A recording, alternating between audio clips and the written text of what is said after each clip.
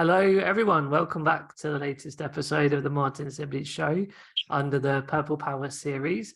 And today we've got a first global interview with Áine Kelly, who is in New Zealand. And we've, through different time zones and some tech challenges, which is always part of the course with these sort of podcast interviews online, we're together and we're very excited to talk all things climate and disability.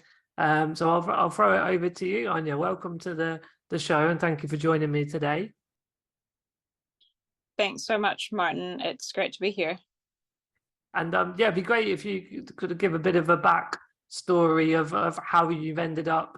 Obviously, one thing to mention, of course, is I came across your work through the Disability Debrief with Peter. So Disability Debrief is this fantastic newsletter talking all things around disability and sort of policy and activism, and that's where I first came across you and asked you to come on the show. But it'd be lovely just to hear a bit your backstory, what sort of led you to this crossover of two very important topics.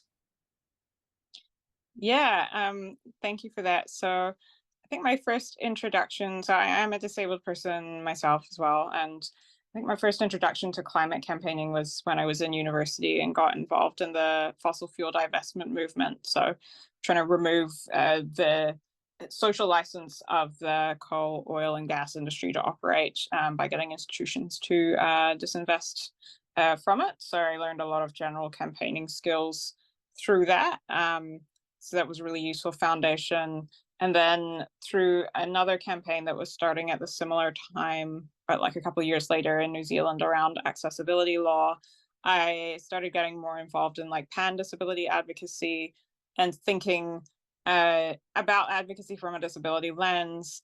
And around that time as well, having been involved in the fossil fuel divestment movement for a few years and having some really good allies within 350 Aotearoa, so the 350 country group here in Aotearoa, New Zealand, we started working on like thinking about how the organization could make campaigning more accessible and inclusive, and I was doing some trainings and helping create an accessibility and then inclusion manifesto for 350.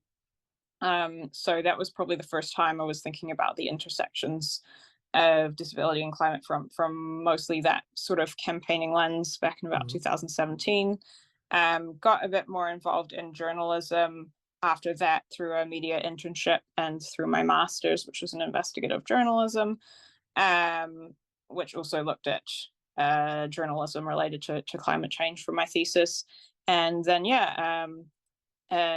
Peter kindly offered for me to write about disability and climate intersections for the fantastic newsletter Disability Debrief, which I think you're going to talk about in more depth. So I won't go into that now. Yeah, but it's a real privilege. Got plans in motion with Peter to come on the show and share that overall journey. But as you say, that's how we met, and it feels like a lovely culmination of all your backstory. I'm sure you've been writing and speaking and sharing about it elsewhere in general, but that piece you wrote in the Disability Debrief was just really thorough, really striking, very interesting, very informative, and exactly what sort of led me to invite you on the show today. I mean, obviously, most people, unless they're living under a rock, would be pretty aware of the climate challenges we're facing in the world now.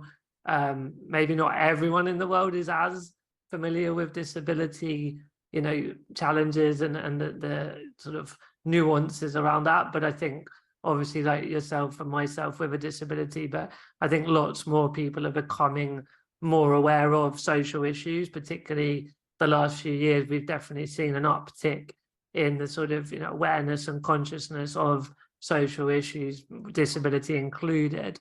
But at that intersection of disability and climate change, what for you are the sort of standout important points that you'd love the listeners to learn today?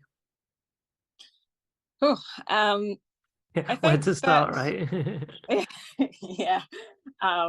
I almost didn't write that piece, which is called Where Disability and Climate Meet, because it was such a like disability and climate are, as I kind of say in the piece, these like big, sprawling Yeah, they're things big that go onto out in themselves. lots of Yeah. directions. So it's a bit dangerous to even dare to write something trying to talk about it holistically. But for me, I think I look at it really from a very systemic lens. So even before there was climate breakdown, and before that was kind of a phenomenon that was in the public consciousness and whatnot, the world was already really difficult for marginalized people, and capitalism was already making certain people more valued than other people, and aspects of just how the economic order was, social attitudes towards disabled people, that was already really hard, right? So then in terms of positioning ourselves as disabled people, when now extreme weather impacts, whether from floods or heat waves, or droughts or storms, or the fact that like these things are happening really, really often, and compounding each other, when those layers of oppression end up on top of us, as well as a pandemic as well, like it's a lot. Yeah, it is. So I think that's kind of something I feel like it's important to situate, and particularly for multiply marginalized disabled people. So thinking about disabled people who are also living in poverty, who may be Indigenous, living in the global South, people of color, and so on. So yeah, I think like in terms of understanding why advocacy is so important in this area, there's a couple of things. One is that Rabbi and Professor Julia Watts-Belzer, who's also disabled, has done some really good framing around the fact that disabled people can't be seen as like expected losses in the climate crisis, like people who we can just kind of go like, oh yeah, no, well, it kind of sucks that like these really big weather events are happening and some people are just not going to make it, and that's just too bad. No, like that's policy settings that make that happen. That might not be intentional policy settings, but there's still things that we can change and need to change. So I think that's one like foundational thing. And I think the other aspect of that, which is more overarching still in a way, is thinking about a framing of like ableism, which comes up within environmental spaces. So eco-ableism, so like that idea that disabled people are expendable would be one version of eco-ableism, right? But you also have things like, it's not just the extreme weather stuff, like it's also the fact that now as we transition into decarbonizing societies and economies and whatnot, lots of systems are changing as they need to do. And in those transitions, it's real important that disabled people don't get left behind either, right? So like when you're thinking about how transport systems are changing, if you move too quickly to, for example, kind of disincentivize cars without realizing in which ways some disabled people are particularly reliant on cars for accessibility reasons, and also sometimes particularly reliant on not able actually to access EVs yet because of either their size or charging station accessibility or like what have you. So it's really important to consider those needs actually as well. Or another example would be on them, when you have e-scooters and bikes and whatnot, making sure that there's actually separated cycle and micromobility lanes so that people who are using the footpaths, pedestrians and wheelchair users and whatnot are actually still safe on the footpaths. Another example would be making sure that electric vehicles have sound standards when they're going slowly, when they're idling or stopping, so that if you're blind like me, you can actually hear them, which many countries, like New Zealand where I live, still does not.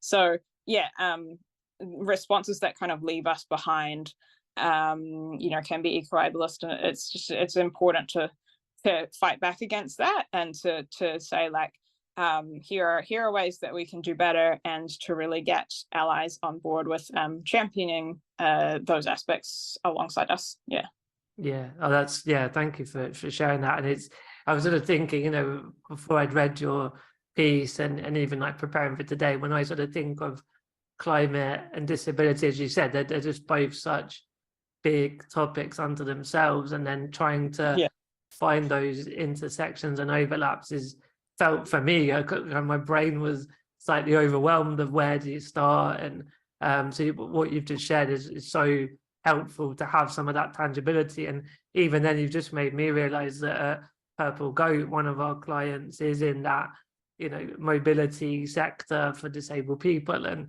one of their big challenges is around the rollout of electric vehicles. And so we're helping them by bringing in the voice of different disabled people, both, you know, different impairments, but broader diversity and inclusion, intersectionality as well. And very much to what you just said, it's trying to help have that voice and to be at the right tables, inverted commas, where decisions get made, so that, you know, even if there is this decarbonising and this rollout of electric vehicles, that it doesn't leave disabled people literally behind and literally at home.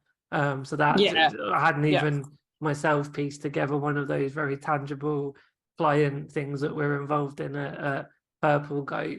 When I generally think of climate and disability, and I'd love to get your thoughts on this one, it's the age-old, the banning of plastic. And then I know for me, as a wheelchair user with very limited upper body movement as well, you know, I need straws to drink, right? And I've tried so many different types of straws. I care about the planet. I'm, you know, very thoughtful of all of that. And it may be that I've still not looked hard enough and far enough and found a suitable alternative, but I have struggled to find a straw to drink hot drinks, particularly that are plastic. And so maybe you've got a solution for me, or maybe that can be a talking point around those sort of sensitivities and public narratives that have sometimes caused a bit of a problem around this intersectional conversation as well. Totally. Yeah, no, in the waste space, this is a big issue in a lot of countries. Here we have it as well. And I think I would really, you know, hope that for you and other disabled people who are relying on straws, that you know, we can reframe this away from being about you having to search for solutions that work for you individually, and realize actually that it's a systemically unfair issue to say, okay, we're just going to make it really difficult to access a product that some people literally need to survive. Like that's eco-ableist, that's fundamentally flawed. That's basically saying, oh, we just don't really care about disabled people. We can just make them jump through a whole bunch of hoops to find their plastic straws. And somehow that's okay. And I would just give a plug at the moment that for anyone's listening to this who happens to be you know, involved in any of the organizations doing global plastic treaty negotiations, which are ongoing at the moment, this is one of the examples of how disability really, really needs to be part of those discussions. And I know that there are some, I think, quite preliminary efforts to make that happen, which is good. But yeah, it's so important, as you say, that our expertise as disabled people is a big part of these discussions. Also, Áine Rao Middleton, whose name I may be pronouncing wrong, but in the UK has done it like a comic panel on the sort of plastics disability intersection on the Greenpeace UK website. Okay. So that's a good one as well for like if you want an explainer to give to, you know, to people who are not familiar with that particular issue. Yeah, no, thank you for that. And it's yeah, I mean, the more we talk, and I'm sure you've experienced it over multiple, you know, years now in your field, but it literally is everywhere, isn't it? It's not some particular thing that's happening in isolation. You know, the climate is so important, without understating the obvious, to all of life. And then, you know, as we said earlier, disability is very close to our heart, but as we know globally, it's around that 1 in 5 figure in terms of the, number of disabled people in the world. And so, yeah, there's this two large issues, but it's all these different pockets and areas of life and the world where these very rich and vital conversations pop up. So was there any other, I don't know, tangible examples of this, or also, I think I'm keen definitely for the audience to start to engage and embrace with how we can have our voice heard. I think there's that age-old balance, isn't there, that as an individual with disability, we often all feel like we always have to be activists, and not everyone always wants to spend all day long being an activist. You just want to kind of get on and live everyday life sometimes as well. But I think it's that balance. Of course, everything in life is balanced, but it would also be good as well to hear your thoughts on how can disabled people and generally all people bring their voice to this important topic without maybe having to start the next Greenpeace as a large scary idea for one individual to consider. For sure, yeah. I think finding a way to integrate climate related framing, or like climate related advocacy, or not even advocacy, but like threads or aspects into whatever your current like passion or like thing that you're doing now already is great. And the good thing about, well, good in quotation marks, but about the fact that we need climate justice as sort of this overarching goal, is that there's often so many different ways to do that. So for people who are working in sort of the policy space and thinking about transport or employment or humanitarian issues or whatnot, those intersections with climate change are basically right in front of you, and it's a matter of sort of just building the knowledge to like find to make the connections. And so it's not necessarily that it's it's definitely it can be tricky to articulate sometimes, I think, and that's where finding resources can be really useful. I've made a collection of resources on disability and climate change, which might be a good one that we could link in the show notes, maybe for people looking for stuff. Thank you. But yeah, and then in other areas as well. I mean, like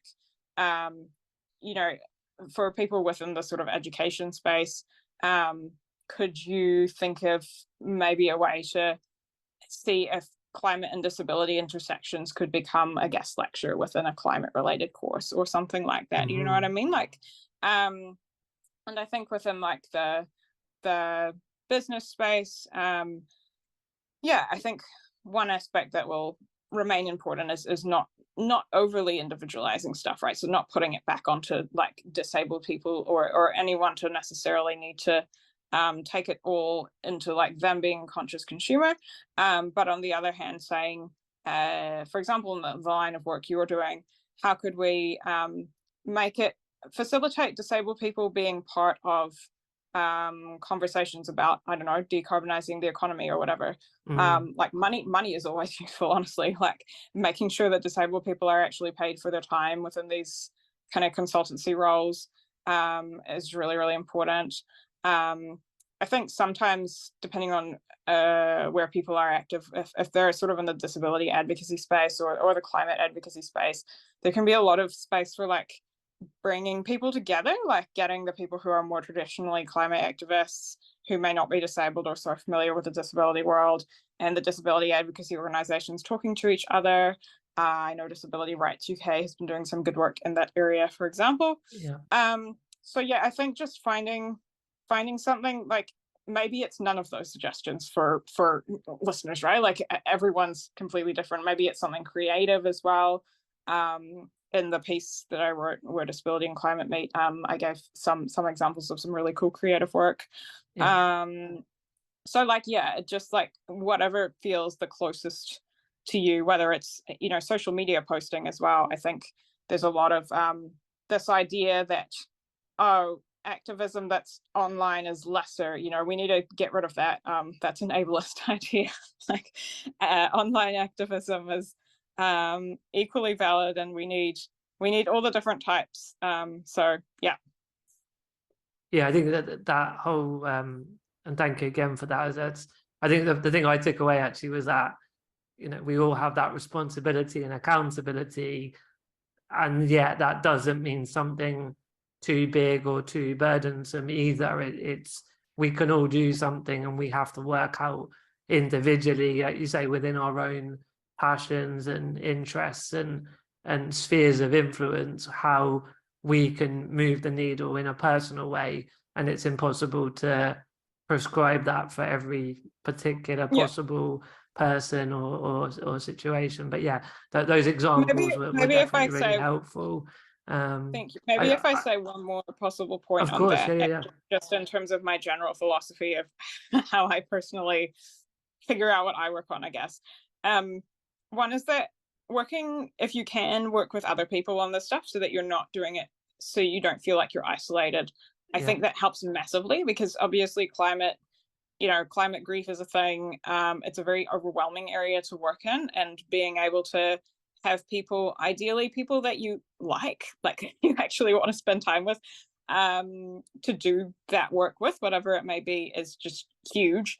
And I think the other thing is that if you are going into sort of the climate and disability intersection space, and I say maybe particularly if you're new to it, but for everyone, like finding good non-disabled allies is like amazing if you can. Like, and it doesn't mean that people will already know all the things, like they won't, and it doesn't mean that they'll necessarily be perfect, but finding people who are really willing to support you and like championing the stuff that you're doing, to be able to actually get those, for example, to get more people to actually come to disability related trainings is invaluable and makes it feel a lot more possible. So that's one of the things I really think about. And if the space really feels like people are really like there and really wanting to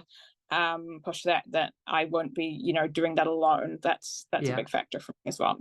Yeah, and it can sound a bit cliche and a bit easy to say, but I think it's that awareness is always the first step. And so when anyone has that moment of like, oh, actually, the climate side is something very real and we need to address it. And likewise, like, wow, look at the stats around disability and exclusion one way or another. And it's that first step is literally having awareness of the problem, inverted commas, and then it's sort of like if everyone has that awareness and everyone does something even minute, 8 billion people doing something minute adds up to a lot. I say that can sound an easy to say cliche, but it's actually very true. And if it actually played out that way, it would all fix the problem pretty quickly, right?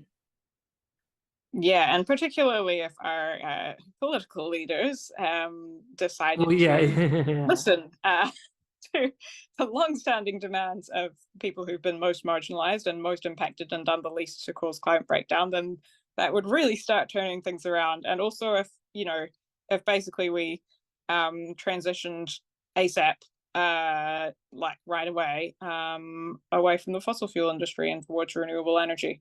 So yes, but no, collective action, and collective like envisioning of what a better world looks like is so needed, and that comes in so many different forms. So yes, we all have a part to play in that. Yeah, sure. I think you referenced the power of social media in general, and the fact that for some disabled people that's the main tool or tactic at their disposal. And I think the downplaying of collectivism is more about if it doesn't translate into change and into policy, which sort of speaks to your point at the end there, that's then it's not down to people using social media and it being pointless. It's just about those in power actually listening to citizens and acting. Yeah, and I think that the other point around that actually is that I think people confuse the fact that so using social media to do whatever is like a tactic, right? And like going to a protest is a tactic. And the thing that would make it effective, or like particularly effective, is the strategy behind that, which would generally have a lot of different tactics. So Yeah. of course there's always a place for thinking about strategy, but I know that a lot of us just don't have the spoons or the capacity or the energy day to day to do that as well. So I don't want to just anything there as well. I'm like, I definitely don't think about strategy when I post every single thing on social media, right? But like when there are particular hashtags around the pandemic and other movements, disabled people and others organized around the no body is disposable hashtag, for example. And movements like that can be great because it can bring media attention to the issue, and it can get it a little bit more visible in mainstream spaces as well. But yeah, I think even just on a personal level, for me, if this is useful to like tie the pandemic back to sort of the activism and how that all has intersected for me as well, like I got long COVID at pretty much straight off the bat. Like I got COVID in March 2020 and realized that I was still sick about 6 weeks later, and I still have long COVID now. And that's affected, like I have temperature dysregulation. So even when the temperature goes up a bit, that really, like I really noticed that. So I have to be very mindful of that. I've started eating chicken again, even though I was vegetarian before, because of dietary changes I needed to make in relation to long COVID. I have not gone to a protest since the start of the pandemic for sensory overwhelm reasons, and also because of the risk of getting COVID again, which I'm trying very hard to avoid. So like the way that my activism has looked and the way that climate impacts affect me have changed, and I think that's something that can happen to any of us at any point in our lives as well. And so, in real, the climate around us is changing. Our personal circumstances are changing. These like systems and multiple crises. We haven't talked about the cost of living and economic stuff too much, but all of these things intersect as well. So we're all in these like really messy spaces, I think, and just kind of have to keep finding ways forward and finding ways to be visible and have our voices heard as disabled people. Yeah, and thank you for showing that very personal, experiential part to make that bigger, articulate that bigger point. And I think sort of putting us more towards the end of the conversation, I was going to share with you and for some of the listeners that haven't maybe come across this as well, was because there's so many different elements within climate and within disability, and then all the different tactics we were just speaking to as well. I think for me, that overarching framework that I found the last year that's been really helpful to apply on whatever, whether it's sort of planet or people. One was Citizens, which was, I interviewed the author of Citizens on a couple of episodes ago called John Alexander, and that's just basically about having more power and decision-making structures given to people, not so centralized in that traditional way in government. And I think that resonates a lot what we're talking about today, that there are having a voice at the table and all that good stuff is one way that as citizens we can have agency and affect change. And definitely, particularly with this intersection of climate and disability, reminds me of the donut economics theory. Is that one you've come across before, Áine? Yes, but elaborate on the connection for you as well. I'm curious. I guess when I look at, I would see that climate, environment, that's the outer ring of the donut. And for anyone listening hasn't come across it, I apologize if it's all a bit suddenly abstract in what I'm coming out with. But the idea is there's a diagram of two rings, one inside the other, so it's like a donut, and the outer ring represents the limits of our sustainability with our resources on the planet. So we don't want to go outside of that outer ring, because that's basically what we're doing in terms of affecting the environment and the climate and everything we've been talking about today.